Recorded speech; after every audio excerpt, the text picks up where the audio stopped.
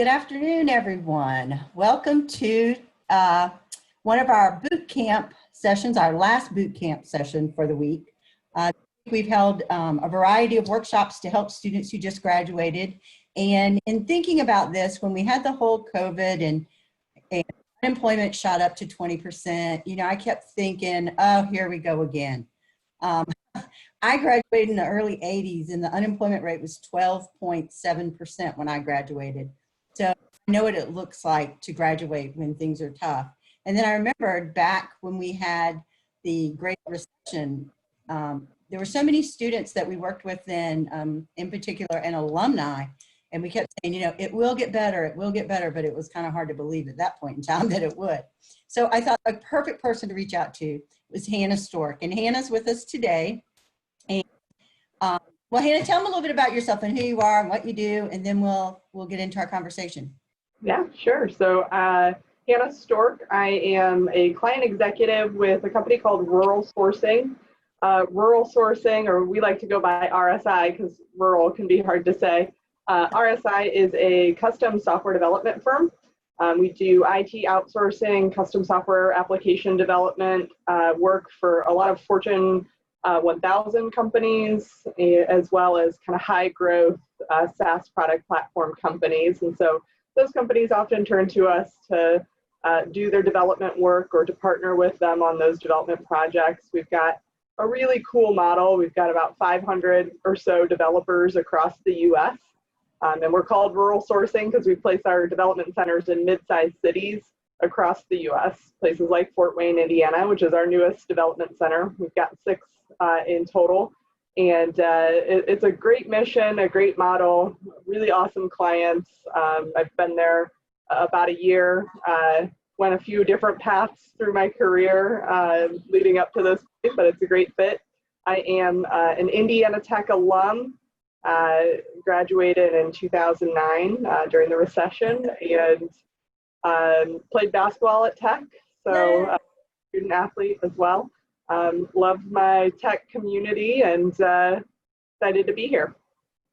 Yeah, thank you so much.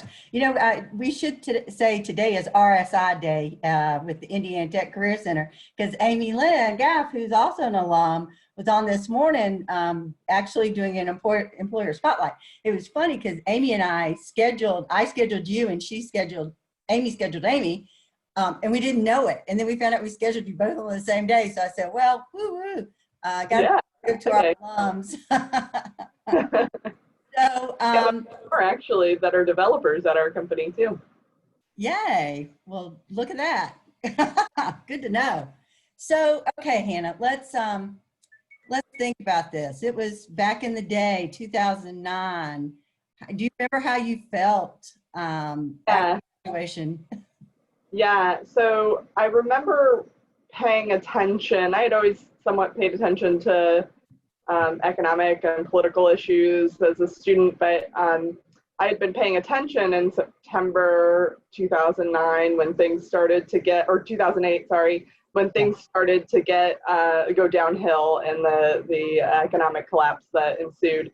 And I remember being very, very nervous. Up until that point, I wasn't nervous. And then going into that final senior year thinking, oh no, like what's going to happen? I started getting really aggressive in my job search early, you know, probably November, December timeframe. I was making calls to people I knew. I had done an internship that summer with a company here in town, and they had said, oh, when you graduate, you know, we want to offer you a job. They had said that at the end of the internship. And then the Great Recession happened. And so I was nervous that things had changed for them. I didn't particularly want to go back and work there, but I thought, oh yeah, it's a safety, you know, it's in my back pocket. And then the Great Recession happened and I thought, oh no, I better, you know, re-engage with them. Mm-hmm. And I did. And probably, I think it was about January, February timeframe, I did get job offers. 2 in fact, and one was with the company that I had done an internship, and another, actually I worked at Indiana Tech for a period of time right after graduation. And so that was the one I took. And it was a great experience, but I knew that I wasn't doing what I wanted to do ultimately. And in some ways I didn't know what I wanted to do. But I knew that I needed to take something because I could just see all around me people struggling to get interviews and to get jobs. Most of my friends immediately just went to grad school. That was one of the safest options for most of the people I went to school with because you could defer your loans and get education, right? Yeah, that's what I did. I went to grad school. Yeah. But you know, for me, I wanted to work in higher education, so you can't do that without a graduate degree. So, or at least what I wanted to do, you couldn't do without a graduate degree. So, yeah, I mean, I think going to grad school is definitely a good option for a lot of people. Yeah, and ultimately, I did go to grad school. I think I worked at Tech for about a year, and wanted to do something more. I thought student services maybe was a better fit for me, so I left my full-time job and got a grad internship at what then was IPFW, but now Purdue Fort Wayne, and you know, went from a full-time paycheck to a part-time paycheck, and I don't know how happy my parents were about that, but it was the route I chose to take, and it was a good experience. Yeah. Well, and you know, one thing too, I tell students is no one can ever take your education away from you. You know, what you learn and the experiences that you have, you know, no one can ever take that away from you. But you have had a really interesting kind of going around to kind of get to where you are. Yeah. A little bit dissimilar to me, but a little bit not. Right. Why don't Yeah, you I tell mean, me what you did? go ahead, sorry. No, just go ahead and tell them what you did, how that worked for you. Yeah. So what I would really recommend, because I agree, Cindy, I think no one can take your education away from you. There's a lot of value in going to grad school. However, don't go to grad school to hide out. That's not going to work out well for you. You're going to end up graduating with more education and overqualified for a lot of the positions that you want to get. And that's what I found. A lot of my friends actually, more so than me, found that they went and hid in grad school and they didn't do internships, or they just kind of worked their part-time job wherever. And not that there was anything wrong with that, but when the economy recovered, they were two or 3 years out of school, out of, you know, undergrad, and now they had a master's degree with zero entry-level experience. And so those employers were saying, oh no, I'm going to hire the person with a bachelor's degree because they're cheaper than the person with a master's degree with no experience. Yes, totally agree with that. So I went and I did a grad internship. I really got heavily involved in a number of different things. Young Leaders in Northeast Indiana I got involved in. So I worked in a career services office. So Cindy and I have been colleagues as well. And I volunteered for our state professional association. So I actually applied to an internship there. We had a virtual internship. I applied. I didn't get it, but I said, after I didn't get it, I responded to the hiring manager of that. And I said, you know, thanks for the opportunity. If I can volunteer or do anything just to build my resume and to be involved. And she responded, sure. And she gave me a bunch of projects for about 4 months. I was just doing it for free and for fun, I guess. And after that 4 months was over, she called me and said, actually, I have a job for you. Would you be interested in interviewing? And she was the director of career services at Manchester University. So that's how I ended up at Manchester, was because I had met Liz and agreed to do free work for her. And then ultimately she offered me a job to come work there. That's great. That's a great story. I think I remember you doing the CDPI, but I didn't remember about how you and Liz had met. Yeah. So that's really a great story, and it does go to show how we were just talking the other day about informational interviews. We did a session this week on informational interviews, and I said I hired 2 people from who had done that, who were in grad school, and said, "Hey, can I come talk to you? Can I learn more about the profession?" You know, and then months later, when I had a job opening, I was like, "Hey, I know just who to call." Yeah. Yeah, that's a really great point. What Yeah. about your friends? Do you know what other people did when the recession hit? Like I said, most of my friends went right to grad school, but a few just took, I think a couple took just found some entry level positions that they took that were maybe not what they wanted, but you know, they actually started. So I've got a friend actually, she graduated, she went and worked at a bank, and she was a bank teller. And you don't particularly need a college degree to be a bank teller, but she needed a steady paycheck and a steady job. And then she worked her way up through that position. It took a little bit longer than probably she would have hoped, but I think it was maybe 3 years total, moving from bank teller to into a higher level kind of management role. So I would recommend, you know, right now as things are tough, you might have to take something that isn't your ideal, and then just figure out how to work your way into a greater level of responsibility. And I would say along with that, look at the company and the company culture and the leadership that's there, because I think when you find that kind of thing, it can really be a lot easier to see yourself working up through that rank. Yeah, great point, great point. And a really good point about the culture, because I think, you know, that's one of the things you can learn too, you know, is when you're with a really good company that has really good processes and whatnot, your next job may be where you go in and you're having to create the processes there. And, you know, I know I've seen my husband's had to do that a couple of times. I had to do that. And when you've worked at a really good company, you know, you learn so much. So I totally agree with you. We have one alum I can think of right off the bat who was started out in customer service, literally, with a bachelor's degree, which you certainly don't need a degree for.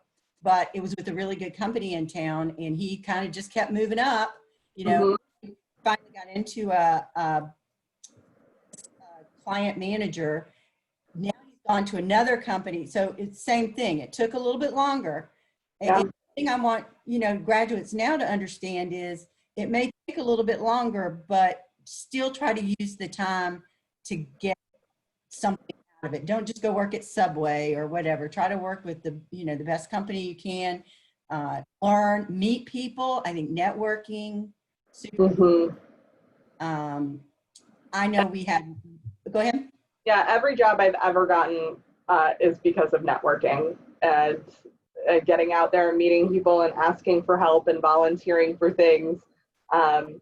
You know, I firmly believe that that your career path can look, it usually isn't a straight line. I don't know too many people who have a straight line career story, but those that, if you're willing to put yourself out there and you're willing to ask for help and you're willing to offer help and to network, there's a lot of people that want to hire somebody that's like that.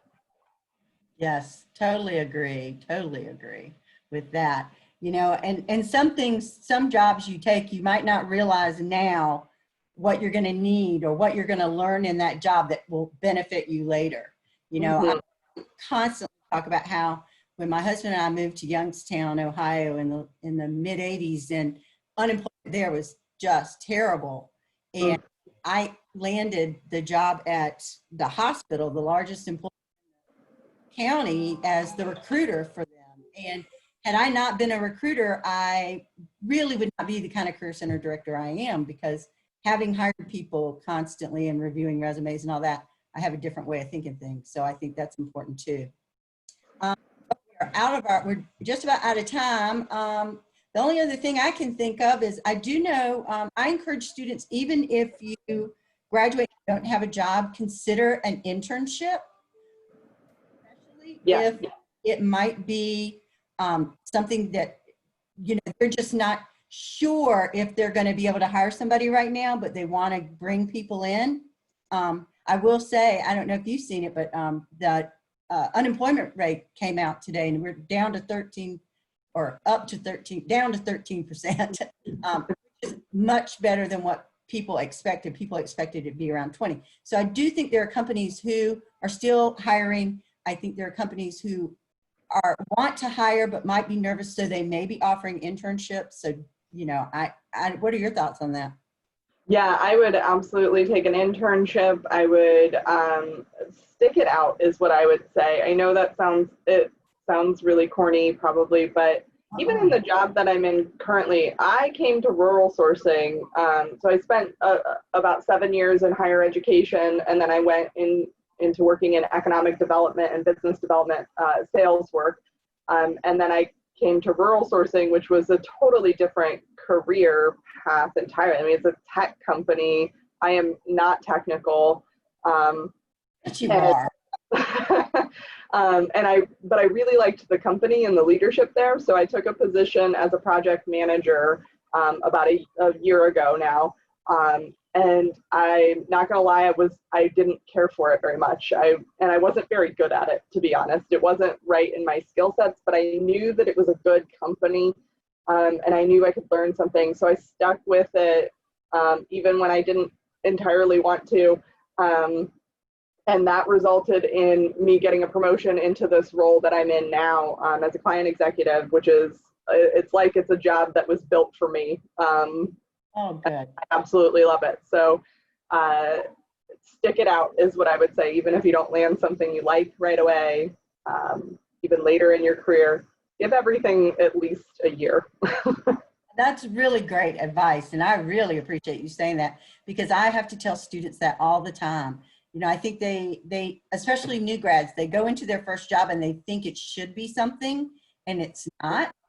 And it's kind of like, you know, but stick it out and see. It might get better. It might get easier. You know, Yeah. the transitions can be hard for people and that. But, well, Hannah, thank you so much. You know, it really shows that you love your job. I love your videos. I love the golf analogy. I thought it was awesome. It was really good because, I mean,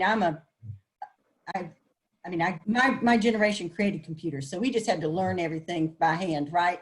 You know, so I don't know anything about what the developers do, but your analogy made it so clear that if I had a project I needed, I would know exactly why I needed to go to you. So it was great. And the Fort one was cute too. Yeah. Thank you. We love seeing your son in the one where he opened the door. So those are great. And I really show how much you love your job. So Yeah. Well, thanks so much for having me. And if anybody, you know, please connect with me, students on LinkedIn. I'm happy to be helpful however I can, and support the Warrior Nation. oh, thank you so much. And I could sit here and just keep on talking, but we promised students we'd keep these short and brief. So, thank you so much. And thank you, Warriors. Good to see you. Good to see you too. Let's do lunch.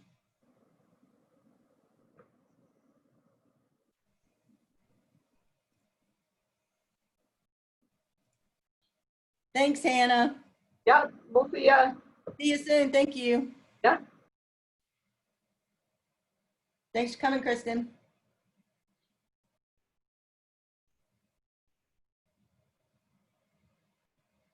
Thanks, Cindy.